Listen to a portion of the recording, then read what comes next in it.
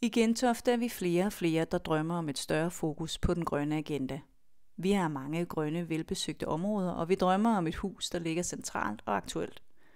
Vi har derfor fundet en helt speciel lokalitet i Fors Botanisk Have, lige op ad Charlottenlund Station. Det er et rigtig godt sted, for udover træerne i Fors Botanisk Have, så ligger Charlottenlund Skov lige ved siden af.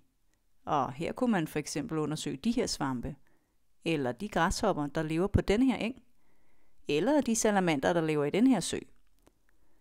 I fællesskab laver vi ture og kurser for alt mellem vugge og krukke, men vi mangler et sted at kunne komme i læ, et sted at formidle ud fra, holde vores møder og opbevare vores grej. Og så mangler vi et sted, der kan være med til at åbne naturen for endnu flere. Hjælp os med at give os de bedste rammer til vores grønne lokale fællesskab. Så vil vi blive meget glade.